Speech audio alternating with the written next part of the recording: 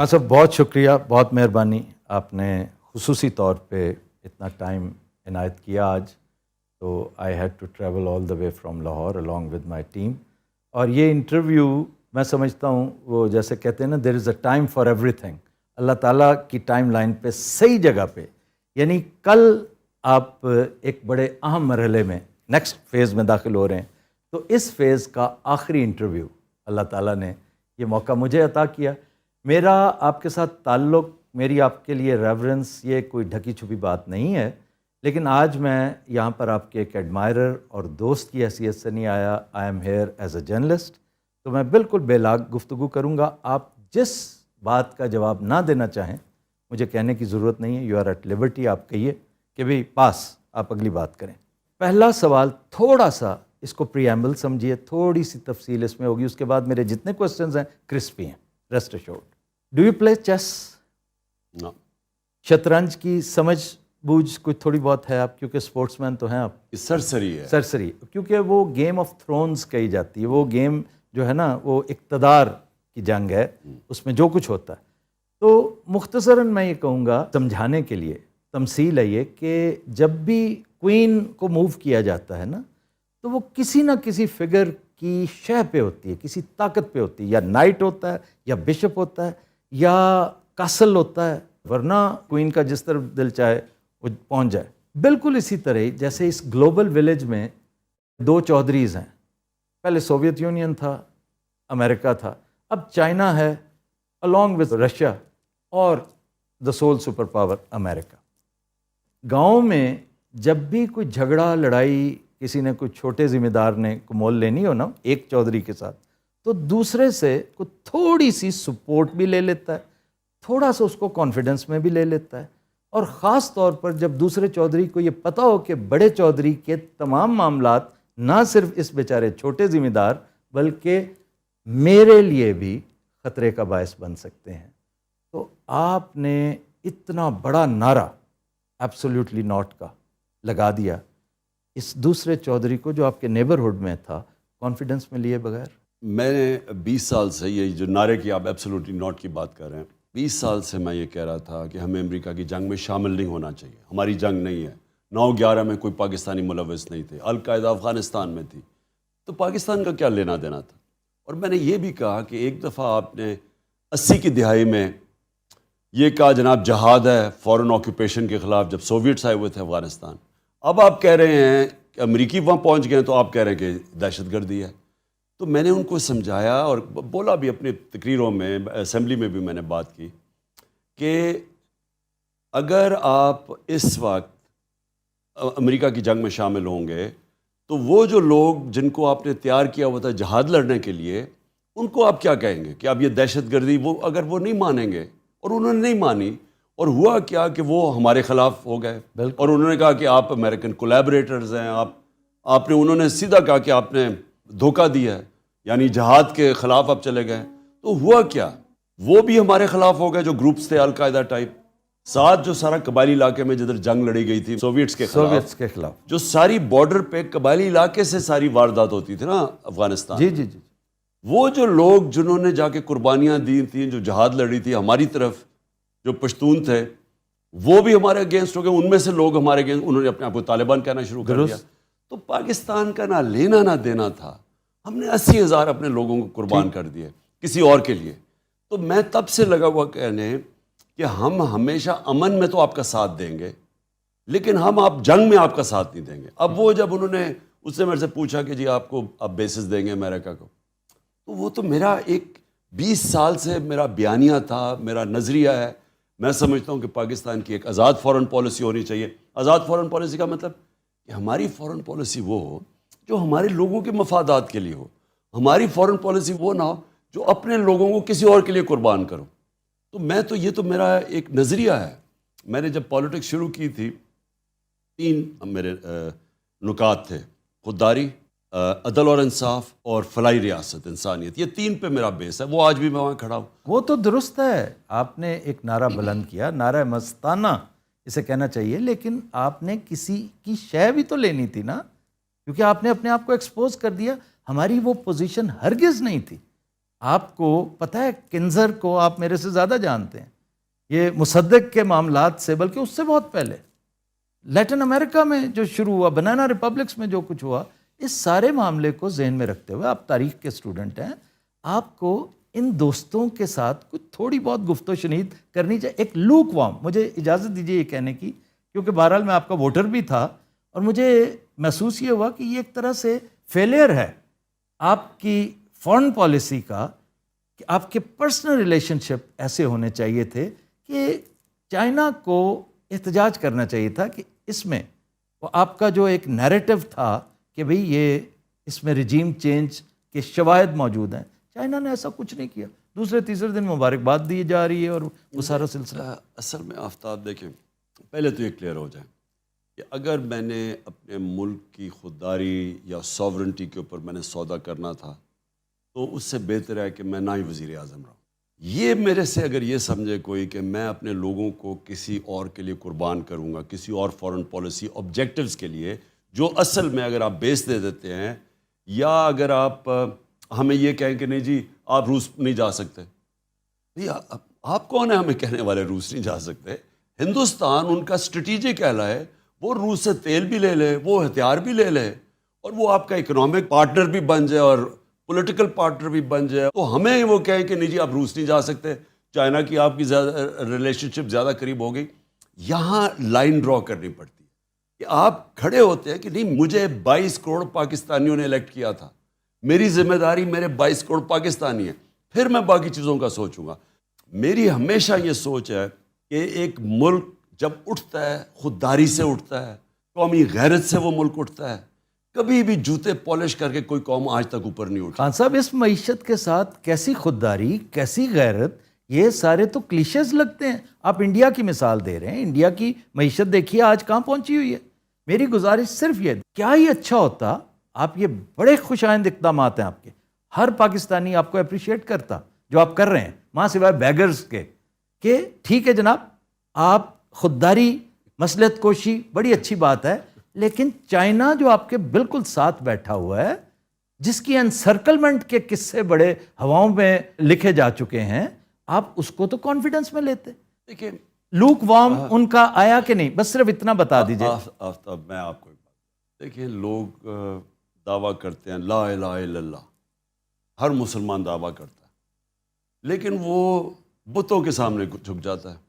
یہ سارے بت ہیں، خوف کا بت، پیسے کا بت، میں کا بت، یہ سارے بت ہیں کہ جی میں کیا اپنے نظریے سے پیچھے ہٹ جاؤں.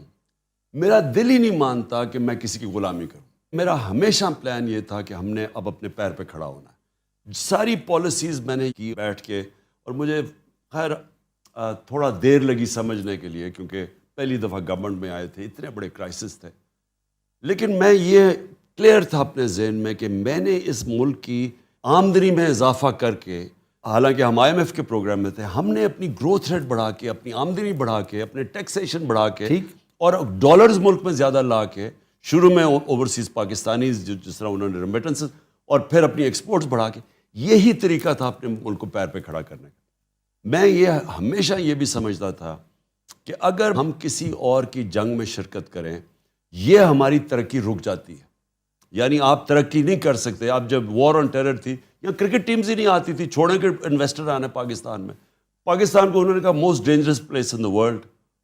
یعنی ہم نے ان کی جنگ میں شرکت کر کے اپنا ملک کا تباہی کر کے رکھ دی. اور کیا ملا اینڈ میں پھر یہ کہتا ہوں، لیکن اپنی قوم سے پوچھتا ملا کیا ہمیں اس سے؟ اور جھاڑے ڈو مور کا انہوں نے ذلیل کیا کہ جی یہ دوگلے ہیں، یہ ہیں. یعنی مجھے بحیثیت پاکستانی اتنی شرمندگی ہوئی. تو میں اینڈ میں یہ بات کہتا ہوں، میرے دل میں یہ بات ہے کہ آپ کمپرومائز کرتے رہیں ایک لمٹ تک. جدھر آپ یہ سمجھتے ہیں کہ آپ کا ضمیر ہی نہیں مانتا، میرا تو ایمان ہی نہیں مانتا کہ میں جا کے جی اس طرح کھڑا ہو جاؤں ان کے سامنے، ہندوستان کھڑا ان کے سامنے. ہاں ہمارے اس وقت اکنامک سچویشن فریجائل ہے ہمارے زمانے میں. اب تو انہوں نے بیڑا غرق کر دیا نا. اب تو خیر اور بات ہے نا. ہمارے زمانے میں میں نے نیوٹرلز کو سمجھایا بھی تھا کہ یہ بڑی مشکلوں سے ہم نے اکانومی سنبھالی ہوئی ہے، کیونکہ ایک کرونا آ گیا، کرونا کے آفٹر افیکٹس آ گئے، کموڈٹی سپر سائیکل آ گیا، انرجی کی قیمتیں بڑھ گئیں، ہمارے پاس فورن ایکسچینج کے ریزروز کم تھے. تو بڑی مشکلوں سے ہم نیویگیٹ کر رہے تھے اس میں سے. تو میں نے جب مجھے پتہ چلا سازش ہو رہی ہے, میں نے نیوٹرلز کو سمجھایا, شوکت ترین کو بھی بھیجا سمجھاؤ کہ دیکھیں اگر اس وقت آپ نے یہ سازش کو کامیاب ہونے دیا تو یہ سارا بکھر جائے گا. یہ بڑی مشکلوں سے ایک مارکیٹ کا آج کانفیڈنس ہے, اگر آپ نے ہلایا تو یہ سنبھال آپ نہیں سمجھیں گے. میں نے یہ ایگزیکٹلی میں نے کہا ٹیل سپن میں چلی جائے گی آپ کی اکانومی, کیونکہ ہمارے پاس اتنے ریزروز نہیں ہیں. جو آپ نے ہندوستان کی بات کی, ہندوستان کے پاس ریزروز ہیں, لیکن میں پھر بھی یہ سمجھتا ہوں کہ امریکہ سے میں جانتا ہوں ان سے کیسے بات کرنی ہے, میں ان کی سمجھتا ہوں سائیکی. امریکہ کبھی بھی جب وہ سمجھتا ہے نا کہ اپنے کوئی نیشنلزم اپنے انٹرسٹ کے لیے کھڑا ہے, وہ رسپیکٹ کرتے ہیں. جی.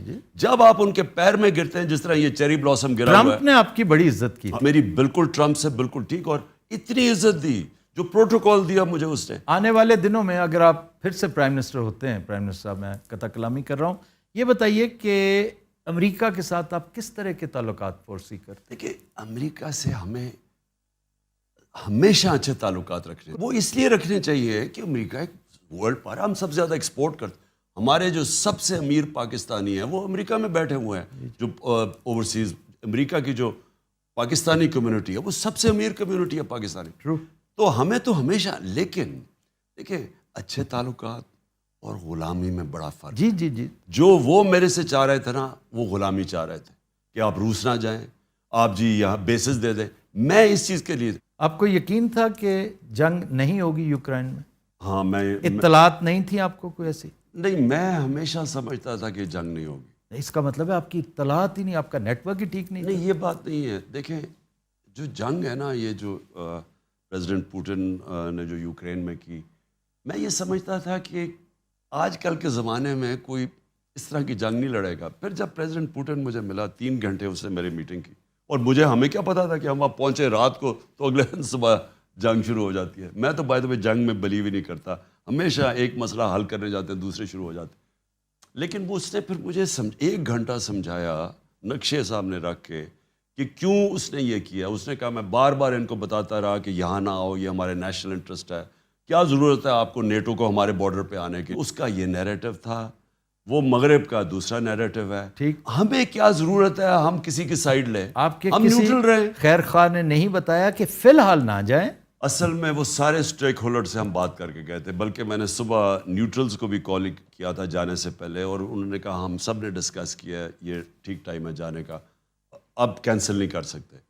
اور پھر وہ کیونکہ ہمیں روس کی ضرورت ہے, ہمیں ضرورت تھی تیل کی, ہمیں ضرورت تھی گندم ان سے خریدنی تھی, گیس ان سے لینی تھی, ضرورت تو ہمیں ان سے, فوج کو ان کی ملٹری ہارڈ ویئر لینا تھا, تو ضرورت تو ہمیں تھی. یہ شاہ محمود قریشی صاحب کو کوئی انویٹیشن آئی ہے چائنا سے؟ جی, بلکہ ترکی اور چائنا دونوں سے انویٹیشن آئی.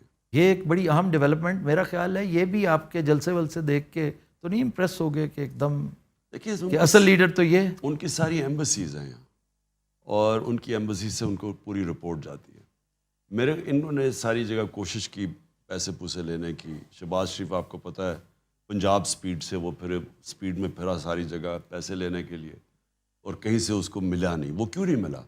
اس لیے نہیں ملا کہ ان ساروں کو پتہ چل گیا کہ جب رجیم چینج ہوئی تو پاکستان کی تاریخ میں کبھی نہیں ہوا کہ لاکھوں لوگ سڑکوں پہ نکلا ہے, ایسا کبھی ہوا ہی نہیں ہے. تو ان ساروں کو جب خبریں گئیں تو انہوں نے کہا کوئی بھی اس کو بیک نہیں کرنا چاہتا اس گورنمنٹ کو جس کی پبلک کے اندر پاپولیرٹی نہیں ہے.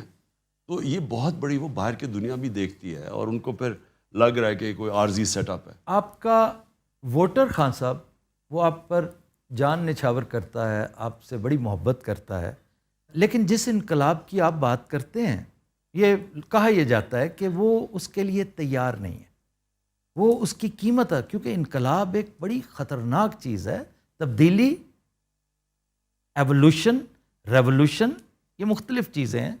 آپ انقلاب مانگتے ہیں, قوم انقلاب کے لیے تیار نہیں. دیکھیں کتنی مہنگائی ہوگی, کس قدر ذلت اور رسوائی ہوگی, لیکن کیا آپ ہی کال دیں گے تو یہ باہر آئیں گے؟ اگر انہیں تبدیلی, چینج, عزت, انقلاب چاہیے ہوتا تو آپ کی کال کی محتاجی نہیں ہونی چاہیے تھی. آفتاب کل میں نے کال دی ہوئی ہے, وہ تو آپ نے دی نا, سارے پاکستانیوں کو. یہ آئیں گے باہر, اس میں کوئی شک نہیں. اتنی زیادہ مہنگائی کر یہ خود کیوں نہیں نکلتے؟ مجھے میں کیوں میں ساروں کو کہہ رہا ہوں نکلے. میں کیوں کہہ رہا ہوں، پہلے میں یہ واضح کر دوں، انہوں نے بار بار ہمارے 3.5 سال میں کہا کہ جی مہنگائی میں لوگ تباہ ہو گئے، مہنگائی اتنی ہو گئی. ہم ان کو کہتے بھی رہے کہ کرونا کے بعد سپر سائیکل آ گیا، دنیا میں قیمتیں بڑھ گئی ہیں، عالمی مہنگائی ہے. ہمیں کہے جی آپ نے 4 روپے پٹرول کی قیمت بڑھا دی اور شور مچ جائے. وہ بلاول صاحب اس نے پوری مہنگائی مارچ کر دی. وہ اور بات ہے کہ وہ لوگوں کو یاد ہے کام پہ ٹانگنے والی مارچ، اور وہ روپیہ خرچ کر دیا اس نے یہاں پہنچانے کے لیے کہ جی وہ مہنگائی ہوگی بہت. تو ان کا سارا جو وجہ تھی یہ سازش کی جو انہوں نے پبلکلی ڈکلیئر کی وہ مہنگائی تھی کہ بہت مہنگائی کر دی. ٹھیک جی، انہوں نے جو منہ کھولتا فضل الرحمان لانگ مارچ آئے تو وہ پہنچ گیا مہنگائی ہے، یہ کہتے ہیں مہنگائی ہے.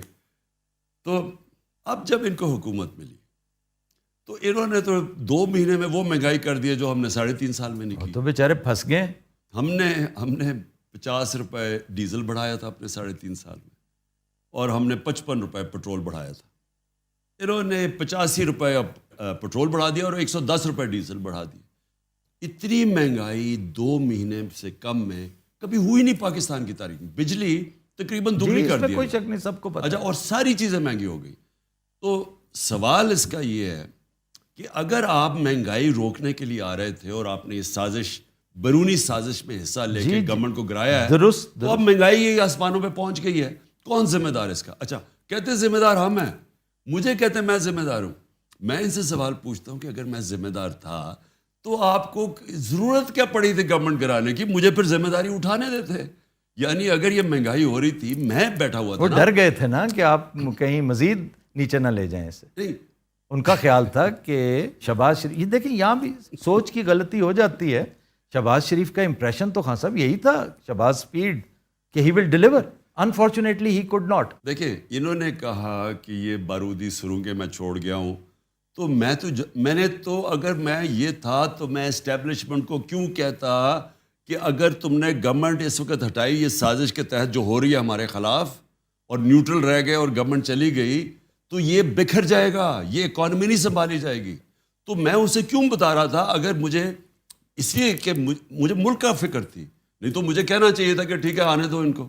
ایک تو میں یہ کہنا چاہتا ہوں کہ یہ مجھے پتا تھا کہ بڑی مشکلوں سے ہم سنبھال رہے ہیں، اور مجھے پتا تھا ان سے نہیں سنبھلنی، کیونکہ شہباز شریف کی جو ساری ڈیولپمنٹ ہوئی ہے نا، وہ صرف اشتہاروں میں ہوتی ہے. اشتہار اٹھاتے تھے تو ادھر ایک طرف نواز کی تصویر، ایک طرف شہباز کی.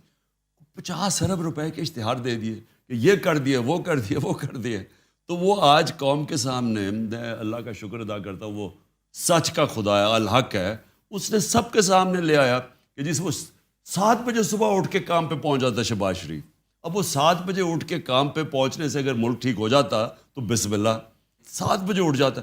میرا مالی 6 بجے اٹھتا ہے، صبح شروع ہو جاتا ہے کام کرنے.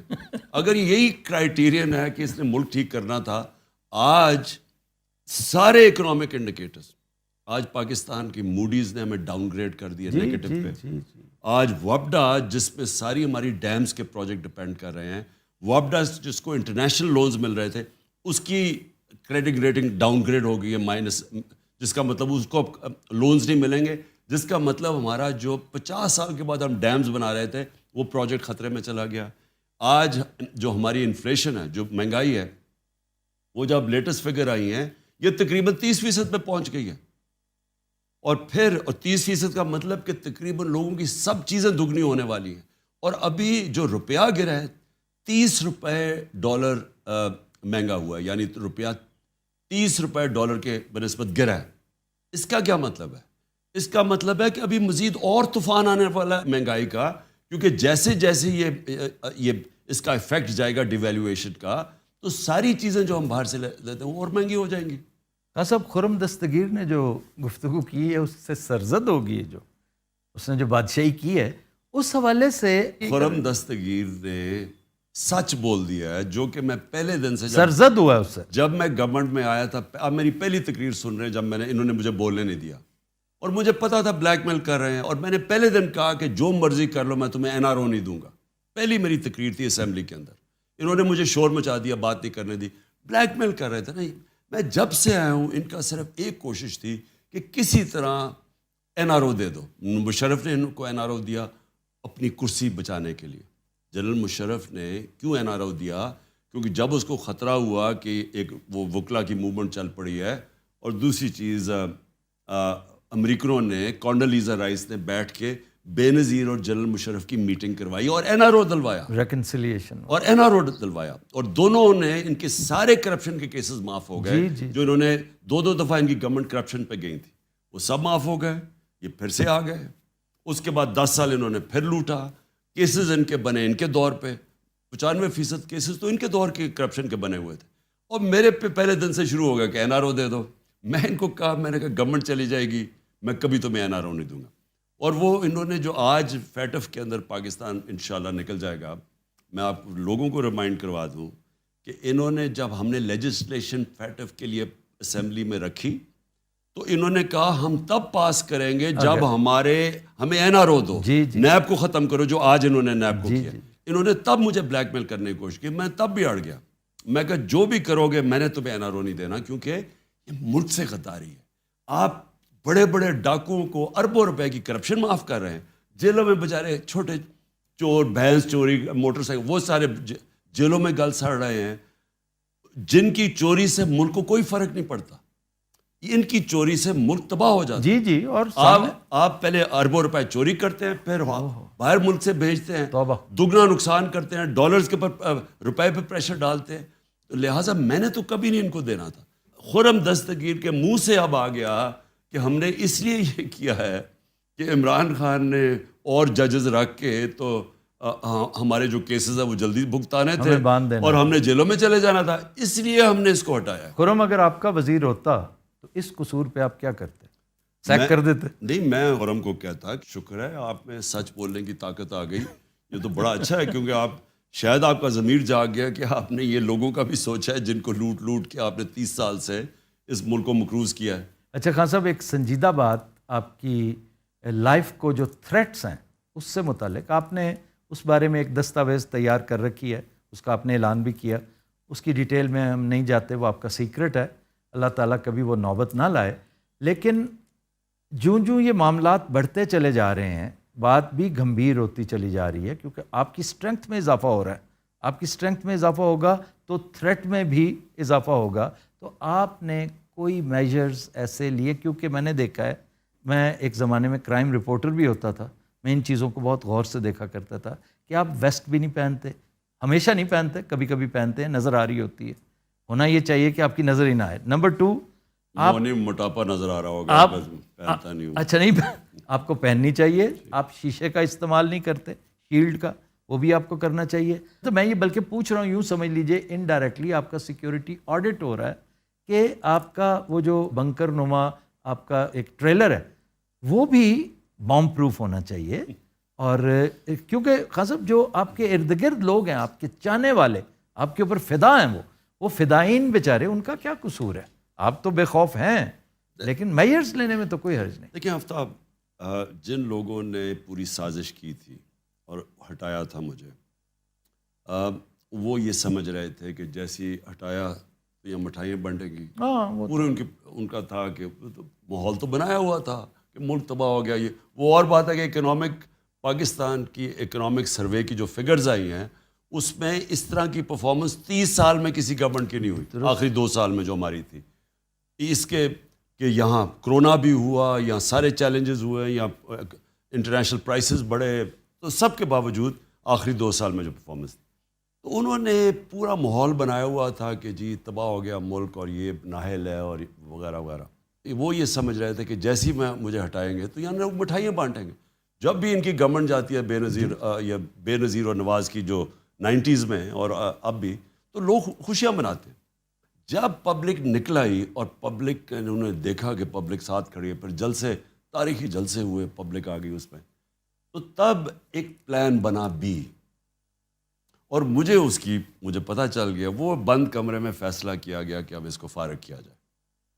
تو میں نے اس کے لیے صرف، کیونکہ آپ اس کو روک تو نہیں سکتے، لیکن کیونکہ مجھے پتہ چل گیا، میں نے ایک ویڈیو اس کی ریکارڈ کروائی ہے، میں نے وہ محفوظ جگہ پہ پہنچا دی، اور اس میں نے سارا بتایا کہ سازش میں کون کون ملوث ہے اور یہ کس کی سازش ہے، تاکہ میری قوم کم از کم ان سے جواب طلب کرے۔ دیکھیں، آپ اپنی سیکیورٹی ایک حد تک کر سکتے ہیں، اس کے بعد آپ کی کتنی آپ سیکیورٹی کر سکتے ہیں؟ بہت مشکل ہے. اور یا تو آپ پبلک میں نہ نکلیں.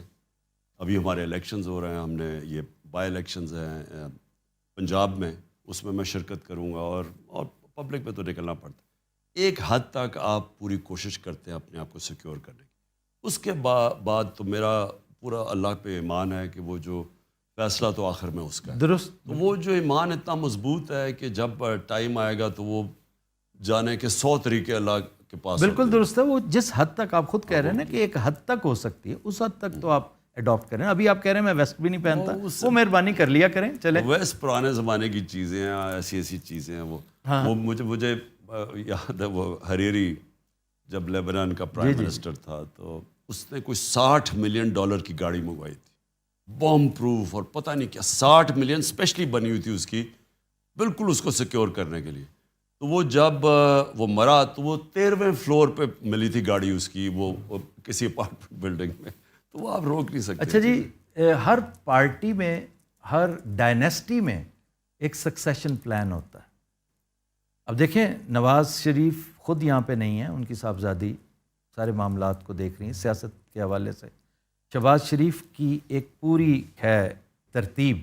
اسی طرح زرداری صاحب کا معاملہ ہے. آپ نے اپنے جانشین مقرر کیے ہیں یا وہ بھی کسی ٹیپ پہ ہیں یا کسی دستاویز میں ہیں؟ کیونکہ آپ کی ڈائنیسٹی تو ہے کوئی نہیں, نہ آپ اس پہ یقین رکھتے ہیں, تو پھر کچھ نہ کچھ تو ہوگا نا, ایک پلان. آفتاب دیکھیں, اس ملک کی جو جمہوریت کیوں نہیں بنی, کیوں نہیں چلی جمہوریت؟ یہ جمہوری پارٹیز 60 سال, پچھلے 62 سال میں آدھا فوجیوں نے حکومت کی ہے, آدھا ان دو خاندان نے کی ہے. تو کیوں نہیں ہماری جمہوریت کیوں نہیں آگے بڑھی؟ جمہوریت کا, ڈیموکریسی کا مطلب ہی میرٹوکریسی ہے. جمہوریت اور بادشاہت میں فرق یہ ہے کہ جمہوریت کے اندر جو اوپر لیڈرشپ آتی ہے وہ میرٹ پہ آتی ہے, بادشاہت میں خون کے اوپر آتی ہے. اس لیے بادشاہت پیچھے رہ گئی, جمہوریت آگے نکل گئی. اب یہاں کیا ہوا ہے, یہاں یہ 2 خاندانوں نے پکڑ لیا ہے, پچھلے 30 سال سے بیٹھے ہوئے اوپر. اب یہ کرتے کیا ہیں, انہوں نے اپنے بچے تیار کر دیے. ٹھیک. ان بچوں کی اہلیت ہے یا نہیں ہے؟ پہلے تو ان کی اہلیت نہیں تھی, ان کو بھی نواز شریف کو لے کے آیا وہ جنرل جیلانی, وہ اس کو لے کے آیا.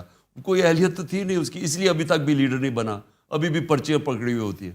اور جو دوسرا ہے وہ ذوالفقار علی بھٹو کی فیملی ہے. اب ان کی کتنی اہلیت ہے؟ اوپر سے زرداری نے ہائی جیک کر دیا, اس نے اپنے بیٹے کو بنا دیا.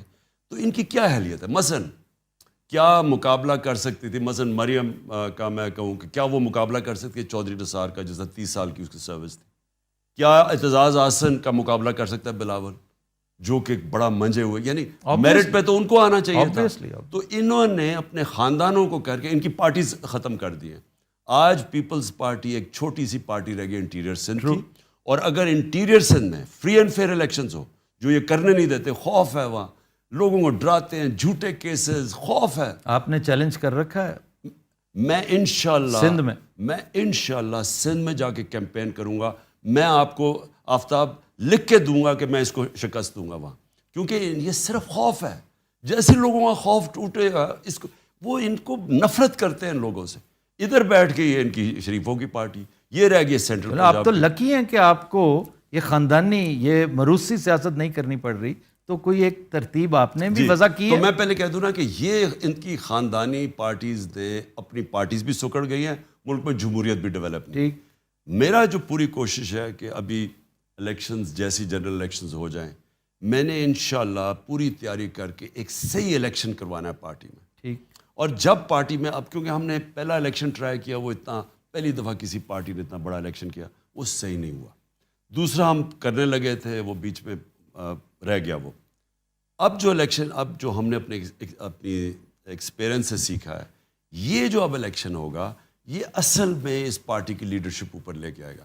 میں ابھی بھی ہماری پارٹی میں ISF جو ہماری تھی, اس سے لیڈرشپ آ رہی ہے. اب مراد سعید ادھر سے اوپر آیا ہے, وہ شاہد خٹک وہ ادھر سے اوپر آیا ہے. جیسے جیسے ISF اور نیچے سے الیکٹڈ لیڈرشپ آتی رہے گی, خود ہی ہماری پارٹی ممبرز فیصلہ کریں گے کہ میرے بعد کون ہے. نہیں, آپ بھی تو دیکھیں نا, آپ کی حیثیت ایک فادر فگر کی بھی ہے کہ آپ ایک لسٹ بنا کے اپنی ہائرارکی وہ نہیں دیں گے. آفتاب دیکھیں, جو نومینیشن ہے نا وہ آبجیکٹیو ہوتی ہے, وہ ایک پرسن لائک کے اوپر آ جاتی ہے. میں غلط بھی ہو سکتا ہوں, لیکن جب آپ ایک صحیح معنی میں الیکشنز کر کے باڈیز اوپر لے کے آتے ہیں, تو وہ پھر آپ کی اصل تو قیادت آتی ہے جب وہ ایک پارٹی کی ممبرشپ اس کے پیچھے کھڑی ہو. آپ مردم شناسی کے حوالے سے بڑے معصوم سمجھے جاتے ہیں اور آپ اس کا برملا اظہار بھی کرتے ہیں, اپنی والدہ صاحبہ کا ریفرنس بھی دیتے ہیں. تو یہ تو بہت بڑی فی زمانہ جو سیاست ہے اس میں بہت بڑی ڈس ایڈوانٹیج ہے. تو آپ 10 میں سے کیا ریٹنگ کریں گے اپنے آپ کو؟ 7, 5, 4؟ دیکھیں آفتاب, میں صرف لوگوں کو یہ بتا دوں کہ میری والدہ نا جب میں بڑا ہو رہا تھا ہمیشہ مجھے میری بہنوں کے سامنے کہتی تھی کہ مجھے اس کی بڑی فکر ہے, یہ جی آپ نے کہا یہ انٹرویو بڑا میں. سیدھا ہے, یہ لوگوں کی بات مان, اور میں ٹرسٹ کرتا, ہمیشہ لوگوں کو ٹرسٹ کرتا. اگر مجھے کوئی چیز کہتا تھا کوئی, تو یا تو خیر واضح ہو جائے نا کہ دو نمبر ہے, لیکن عموماً میں ٹرسٹ کرتا ہوں کہ ہاں ٹھیک ہے, یہ جو کہہ رہا ہے وہ سچ ہی ہوگا. اور یہ میں اپنی والدہ کو بھی کہتا رہتا جب تک وہ زندہ تھی. میں نے کہا مجھے کیا فرق پڑتا ہے, میں کرکٹ کھیلتا تھا, کوئی اگر کسی نے دھوکہ بھی دے دیا کچھ تو مجھے کیا فرق پڑتا. لیکن جو 3.5 سال میں نے پاور میں رہا ہوں, سفر کیا آپ نے بہت زیادہ. میں سمجھتا ہوں کہ یہ پہلی دفعہ میں نے ریئلائز کیا کہ بہت بڑی کمزوری ہے آپ کی. یس. جب آپ لوگوں کو ٹرسٹ کر دیتے ہیں نا, دیکھیں اس میں تو پہلے تو مجھے نقصان ہوتا تھا نا, لیکن اس میں ملک کو نقصان ہوتا ہے. ٹھیک. لہٰذا جو میں نے 3.5 سال میں سیکھا ہے, یعنی میں نے اپنی زندگی میں نہیں سیکھا جو ان 3.5 سال میں سیکھا. آپ نے کوئی اس کا سدباب بھی کیا ہے کہ نہیں؟ کوئی مردم شناسی کے لیے کوئی چھوٹا سا ہلکا احباب بنائیے, کیونکہ آپ کی معصومیت سے ناجائز فائدہ تو لوگ اٹھاتے رہیں گے, اور آپ ان 2 سالوں میں چالاکی وہ نہیں سیکھ سکتے, وہ آپ کے اندر نہیں ہے. نہیں, چلاکی تو نہیں سیکھ سکتا, لیکن آفتاب میں آپ کو ایک بات بتاؤں کہ پہلے جو ہوتا تھا نا, میں بڑی, یا تو مجھے کوئی کنونس ہو جانا کہ یہ 2 نمبر آدمی ہے, لیکن میں فیصلے کر لیتا تھا. اب میں نے ایک سسٹم اپنے ذہن میں بنایا ہوا ہے کہ میں نے جب تک مجھے ویریفیکیشن, ایک انگریزی کا ورڈ ہے ڈیو ڈیلیجنس, جب تک وہ میں نہیں کروں گا میں اب فیصلہ نہیں کرتا. یہ آپ نے شوکت ترین سے لیا ہوگا, کیونکہ بینکرز ڈیو ڈیلیجنس ضرور کرتے ہیں. نہیں, جو پوزیشن جب آپ پرائم منسٹر یا منسٹر بن جاتے ہیں تو آپ کو ضرور کرنی چاہیے, کیونکہ نقصان آپ کو نہیں ہوتا, آپ اپنے ادارے اپنے ملک کو نقصان پہنچاتے ہیں. اچھا, آن اے لائٹر نوٹ, لوگ جو آپ کے کرٹکس ہیں, جو پسند بھی کرتے ہیں نہ چاہتے ہوئے بھی, شاید آپ کے ووٹرز بھی ہوں, وہ کہتے ہیں کہ آپ کے اندر وائٹامن آئی بہت ہے. تو اس کی کیا وجہ ہے؟ اس کا مطلب کیا ہے؟ اس کا مطلب کیا تکبر ہے؟ جی, کیا آپ مطلب ہے کہ اپنے آپ کو ہمیشہ, جیسے پہلے کہا جاتا تھا کہ جس میں اب میں واضح تبدیلی دیکھ رہا ہوں, میں خود کہا کرتا تھا کہ خان صاحب میں وہ جو ایک ڈیوائن رائٹ والی بات ہے نا, کہ وہ کہتے ہیں نہیں جناب, میں اگر بہت اعلیٰ کرکٹر ہوں یہ میرا ڈیوائن رائٹ تھا, میں اگر شہزادہ ہوں کرکٹ کا یہ میرا ڈیوائن رائٹ تھا, میں اگر سب سے زیادہ پاپولر پالیٹیشین اور پرائم منسٹر ہوں یہ میرا ڈیوائن رائٹ ہے. تو اس لیے آپ کے بارے میں لوگ کہتے ہیں کہ آپ آئی ایم دا ون, آئی, تو وہ زیادہ آپ کے ہاں. آفتاب میں آپ کو بتاؤں, یہ آئی کس میں آتا ہے؟ یہ ایکچولی ڈیوائن رائٹ والوں پہ آتا ہے, کہ جو سمجھتے ہیں کہ میں جی کیونکہ میں نواز شریف کی بیٹی ہوں تو میرا ڈیوائن رائٹ ہے, اور میں اپنے آپ کو سمجھتی ہوں کہ مجھے کسی کی ضرورت ہے مجھے پوچھنے کے لیے کہ پیسے کدھر سے آئے, کیونکہ میرا تو ڈیوائن رائٹ ہے. یا وہ بلاول, اس نے کہا کہ اگر نیب نے کسی چیز پہ بلایا, کہتا کہ اگر مجھے نیب بلائے گی تو میں یہ کر دوں گا. یہ ڈیوائن رائٹ ہے. جو آدمی اپنے پیر پہ اسٹرگل کر کے پہنچتا ہے وہ کبھی یہ نہیں کہتا ڈیوائن رائٹ ہے. جو بھی اسٹرگل کر کے, مثلا آپ نے اگر ملک میں اپنے ملک کے ٹاپ کھلاڑی یا ٹاپ 11 کھلاڑیوں میں آنا ہے تو اس کا ایک بڑا لمبا پروسیس ہے اسٹرگل کرنے کا. اس میں ماریں کھاتے ہیں, گرتے ہیں, چڑھتے ہیں. وہ جب ادھر آپ پہنچتے ہیں پھر وہ اپنے آپ کو وہاں رکھنا وہ سارا اسٹرگل ہے. پھر ایک ہاسپٹل, یا جب شروع کیا کینسر ہاسپٹل, اور اب نمل یونیورسٹی, القادر یونیورسٹی ہے, یعنی 2 یونیورسٹیز شروع, اب دوسری شروع ہے. یہ ایک بہت بڑی اسٹرگل ہے. اور پھر پولیٹکس کے اندر 2 پارٹی سسٹم میں 0 سے شروع کر کے 14 سال مذاق اڑنا پولیٹکس میں, وہ ایک بہت بڑی اسٹرگل ہے. تو جو اسٹرگل کرتا ہے نا وہ کبھی ڈیوائن رائٹ نہیں سمجھتا, کیونکہ آپ کی اونچ نیچ ہوتی ہے نا. اسٹرگل آپ جب کرتے ہیں تو وہ ایسے نہیں, آپ اوپر, آپ کبھی گرتے ہیں پھر اوپر جاتے ہیں پھر گرتے ہیں. تو جو نیچ ہوتی ہے نا جب آپ گرتے ہیں وہ آپ کو ایک بڑا زبردست ایجوکیشن دیتی. اصل زندگی میں نے جب سیکھا ہے مشکل وقت نے سکھایا, جب آپ برا وقت ہو. تو اگر میں آپ مجھے یہ کہنا کہ آئی ہوتا نہیں ہے. اور پھر ایک اور اس کے اوپر چلے جائے, تکبر جو ہوتا ہے, تکبر اصل میں آئے ہوتا ہے تکبر کہ میں کچھ ہوں. تکبر وہ آدمی جس میں اللہ میں ایمان ہوتا ہے نا, اس میں تکبر آ ہی نہیں سکتا. کیونکہ وہ یہ جب آپ کہتے ہیں نا میں نے یہ کیا, اس کا مطلب آپ نے اللہ کا جو رائٹ ہے وہ ڈینائی کر دیا. میں نے جتنی زندگی میں مارے کھائی ہیں, کسی نے, میں آپ کو یقین دلاتا ہوں, کسی نے اتنی دفعہ گرا نہیں ہے جتنا میں گرا ہوں. اونچ سے نیچے آتا تھا, پھر وہ کھڑا ہوتا. تو اس میں جو سب سے بڑا سبق میں نے سیکھا کہ کوشش انسان کی, کامیابی اللہ دیتا ہے.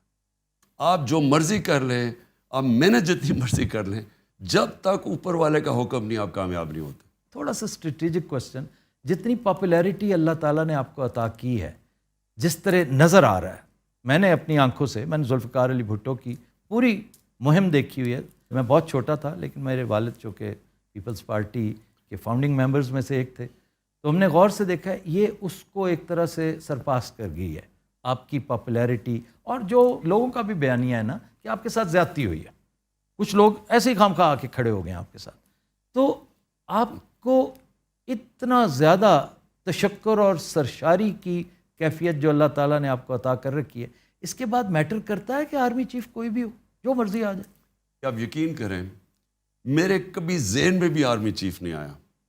میں نے تو کبھی سوچا ہی نہیں آرمی چیف کا. اب تو اکا ہی نہیں آنا چاہیے, کوئی بھی ہو. میں تو بات کر رہا ہوں جب میں پرائم منسٹر تھا, میں نے تو کبھی سوچا یہ سارا یہ جو وہ دستگیر وہ ہو جی نومبر میں آرمی چیف بٹھانا تھا, یہ وہ لوگ کرتے ہیں جو کنٹرول کرنا چاہتے ہیں, جو اداروں کو کنٹرول کرتے ہیں, جو فوج کو کنٹرول کرتے ہیں. جنرل فیض کو بہت ایسوسیٹ آپ کے ساتھ کیا جاتا تھا, وہ آپ کے ساتھ کوئی ضرورت سے زیادہ پیار محبت کا اظہار کرتے رہے, بعض لوگوں کو بدہضمی ہوتی تھی. آفتاب یہ فیکچولی غلط ہے. جنرل فیض تھا I S I chief. I S I chief کو ہوتا ہے پرائم منسٹر سے ڈائریکٹ ریلیشن شپ اس کی. میں تو اور کسی فوجی کو جانتا ہی نہیں تھا, میں تو کسی اور جنرل کو نہیں جانتا تھا, میری تو ان سے انٹریکشن کسی سے نہیں ہے. بلکہ میرا تو یہ تھا کہ جنرل باجوہ کو میں نے کہا تھا کہ آپ مجھے ریکمینڈ کریں کیونکہ آپ کی فوج ہے, آپ جانتے ہیں. یہ جو خوف تھا مخالفین کو کہ جناب میں کوئی سفارش کر کے کوئی لاؤں گا, کیونکہ مجھے کوئی ڈر ہے کہ جی اگر آرمی چیف میرا نہ ہوا تو پتہ نہیں ملک کی چلے.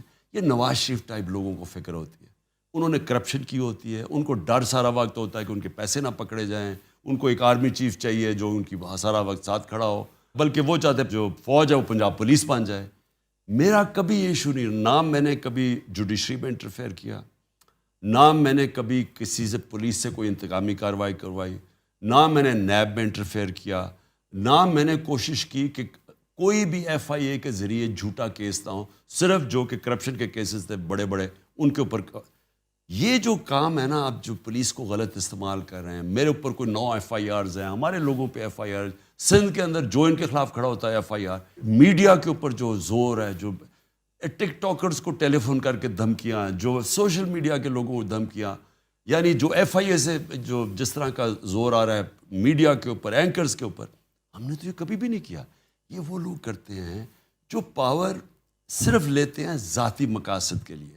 ہم چاہتے ہیں کہ ملک کے ادارے تکڑے ہوں, تو یہ میرے کبھی ذہن میں بھی نہیں آیا آرمی چیف کا. میری جہاں تک تھوڑی بہت آبزرویشن تھی, آئی ایس آئی چیف کی تبدیلی سے پہلے تک میں نے باجوہ صاحب کو آپ کے لیے ہمیشہ کلمہ خیر کہتے سنا ہے, بڑی محبت کا اظہار کرتے دیکھا ہے. ان کی گفتگو میں, ان کے باڈی لینگویج میں کہیں کوئی انوائنس, گو کہ پنجاب میں جو کچھ چل رہا تھا, پنجاب کے معاملات خان صاحب تھے ایسے کہ ہوتا ہے ہر ایک کی پوری جو ہے نا سلطنت کے اندر ویک پوائنٹس ہوتے ہیں. اکبر کے بھی تھے, الیگزینڈر کے بھی تھے, پنجاب آپ کا بہت بڑا ویک پوائنٹ تھا. تو یہ یکایک آئی ایس آئی چیف کی تبدیلی نے پانسا پلٹ دیا تعلقات میں. نہیں, ایکچولی مجھے کبھی سمجھ نہیں آئی کہ یہ ایشوز بنے کیا. یہ میں بعد میں سنتا ہوں کہ جی آپ کہہ دیتے جی ٹھیک ہے جس کو مرضی لیں, نو پرابلم. میں نے ہمیشہ یہ کہا, میں نے تو کبھی بھی یہ نہیں کہا کہ نہیں جی, میں نے صرف یہ کہا کہ جو سردیاں ہیں میں تو پبلکلی کہہ بیٹھا تھا کہ سردیاں ہمارے ساتھ سب سے مشکل ہیں. ایک یہ سازش کر رہے تھے, یہ ہمیں پتہ چل گیا تھا, یہ سارے جو کرپٹ لوگ ہیں ٹولہ, یہ سازش کر رہے تھے, یہی این آر او کا چکر تھا سارا. اور دوسرا مجھے افغانستان کی فکر تھی کہ وہاں, میں جون کی بات کر رہا ہوں, کہ وہاں خون خرابہ ہونا تھا. جب امریکن میں جانا تھا, وہ اور بات ہے کہ ان کی فوج سرنڈر کر گئی, نہیں تو وہاں فال آؤٹ ہونا تھا, اس کا ڈائریکٹ فال آؤٹ پاکستان میں تھا. تو میرا دوسرا تھا. اور ابھی بھی جو دہشت گردی ہوئی ہے, ہمارے بڑے فوجیوں نے قربانی دی ہے یہ پچھلے 6 مہینے میں, تو میرا وہ ایشو تھا. میں صرف اس کو چاہ رہا تھا کہ سردیوں میں وہ جنرل فیض رہے. میرا یہ کبھی بھی سوچ نہیں تھی کہ جناب اگلا آرمی چیف کون ہوگا. وہ نومبر تو بہت دور تھی میرے لیے. خان صاحب آخری بات، یہ سوال بھی ہے اور ایک طرح سے پیغام بھی. میں چاہوں گا کہ آپ ہمیں انکریج کرنے کے لیے بتائیں کہ یہ جو زبوں حالی ہے، یہ جو بدحالی ہے، معیشت جس طرح زمین دوز ہو چکی ہے، نوز ڈائیو کر چکی ہے، کل کلاں آپ پھر سے پرائم منسٹر بنتے ہیں تو آپ سمجھتے ہیں کہ آپ اس کو ہینڈل کر لیں گے؟ پہلے تو آفتاب ان کو یہ جب 97 سے 99 تک آئے تھے نون لیگ، آپ ذرا پوچھیں کہ ان کی کیا چھوڑ کے گئے تھے. تب بھی یہ بڑا خسارہ چھوڑ کے گئے تھے، تب بھی ان کی کوئی ایکسپورٹس نہیں بڑھی. دیکھیں دولت تو تب بڑھتی ہے جب ایکسپورٹس بڑھتی ہے. ٹھیک. ان کے دور میں نہ تب ایکسپورٹس بڑھی، اس باری جو 5 سال گزرے تب نہ ایکسپورٹس بڑھی. اور آپ نے ایکسپورٹس واقعی بہت اوپر لے گئے. سو ان کا ہمیشہ دور آتا ہے یہ مال خود بناتے ہیں، ہر چیز غلط لوگوں کو اپوائنٹ کرتے ہیں، سارے ادارے تباہ کرتے ہیں. یہ نا ہمیشہ مخالفین کے خلاف FIRs اور خوف کے ذریعے یہ حکومت کرتے ہیں. ان کے اندر نہ کوئی ڈیموکریسی ہے. تو یہ جب آئے تھے اس باری، یہ کیوں کوئی سمجھ رہا تھا کہ کوئی اب جب آئے کہ کوئی بدل جائے گا؟ ان کی کوئی اہلیت نہیں ہے، نہ انہوں نے آج تک کبھی کیا ہے. ان کے ماضی اٹھا کے دیکھ لیں. اگر ہم پہلی دفعہ حکومت بنی ہو اور پچھلے 2 سال میں ہماری جو اکنامک پرفارمنس ہے وہ 30 سال میں سب سے بہتر ہے، تو ہم تو پہلی دفعہ آئے تھے، یہ تو بڑے تجربہ کار تھے. تو یہ ایکسپوز ہوئے ہیں. ان کا ساری دنیا کو آج پتہ چل گیا کہ نہ کوئی پنجاب سپیڈ تھی نہ کچھ. وہ درست ہے، بالکل درست. تو اب جو آپ بات کر رہے ہیں نا، اب مجھے نہیں پتا ریسیپی کیا آپ کے پاس؟ مجھے نہیں پتا کہ کدھر یہ چھوڑ کے جائیں گے، کیونکہ ملک تو جا رہا ہے اب ایسے. مجھے خوف ہے کہ یہ ڈیفالٹ کی طرف نہ چلا جائے. مجھے یہ خوف ہے کہ یہ ادھر تک نہ چھوڑ دیں کہ ہمارے ملک اس سطح پہ پہنچ جائے کہ جنہوں نے ہمیں اگر بیل آؤٹ کروانا ہو تو وہ ہمارے سے وہ قیمت ڈیمانڈ کریں جو ہماری نیشنل سیکیورٹی اور ہماری ساورنٹی کے اوپر. ایسٹس، ساورنٹی نا، ایسٹس کا مطلب ساورنٹی. جی جی ایبسلیوٹ. مجھے وہ خوف ہے کہ یہ جس طرح جا رہے ہیں اب ان کے پاس تو کوئی نہ روڈ میپ ہے نہ پلان ہے. صرف کہ امریکہ وہ امریکن ایمبیسڈر کے پاس پہنچ گیا کہ جی ہماری خدا کے واسطے مدد کریں. آپ آج اگر کال دیں، مطلب آپ کو اللہ وہ پوزیشن دے، آپ اس جھنڈے کے سامنے بیٹھے ہوں، آپ کی کال پہ آپ سمجھتے ہیں کہ آپ اگر ایک دفعہ کہیں کہ 60% ریڈکشن ہر انڈیویجول اپنی کنزمپشنز میں، چائے ہو، ایڈیبل آئل ہو، فاسل فیول ہو، الیکٹریسٹی ہو اور نیشنل سیونگز، تو کیا آپ سمجھتے ہیں کہ اس کو رسپونڈ کریں گے؟ یہ دیکھیں آفتاب، میں یہ سمجھتا ہوں کہ یہ جو جب سے 2 مہینے پہلے جب مجھے گورنمنٹ سے نکالا، تو میں یہ سمجھتا ہوں کہ ان 2 مہینے میں جو میں نے دیکھا ہے، پہلی دفعہ میں نے دیکھا کہ پاکستان ایک قوم بننے جا رہی. کیونکہ میں نے جس طرح کے طبقوں کو دیکھا ہے، شرکت کی ہے، جس طرح کے میں نے جلسوں میں پبلک نکلتے دیکھی ہے، اور انشاءاللہ کل پبلک نکلے گی یہ مہنگائی کے اوپر، میں یہ سمجھ رہا ہوں کہ جو اسی طرح ہم ایک قوم بن گئے تو پھر کوئی چیز مشکل نہیں ہے. جب آپ قوم بن جاتے ہیں نا، تو جرمنی اور جاپان تباہ ہوئے ملک، ایک بلڈنگ نہیں کھڑی تھی اور وہ 10 سال پہ پھر کھڑے ہو گئے. قوم تو بنا دی آپ نے. نہیں، وہ قوم وہ ہوتا تب ہے جب آپ قوم بن جاتے ہیں.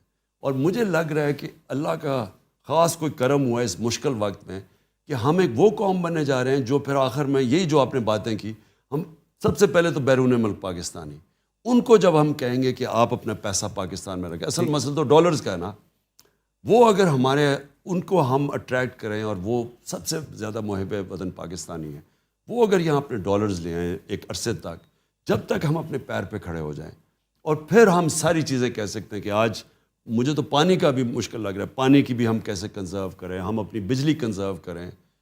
ہم اگر ہمارے پاس مشکل وقت ہے تو ہم اپنا پٹرول اور ڈیزل کنزرو کریں. یعنی یہ قوم کر سکتی ہے. خان صاحب بہت شکریہ، بڑی مہربانی، بہت دلچسپ، بڑی مزیدار گفتگو تھی. آپ نے اتنا قیمتی وقت نکالا اور مجھے یقین ہے کہ ہمارے ویورز کو بھی اس گفتگو سے بہت لطف آیا ہوگا. Thank you very much.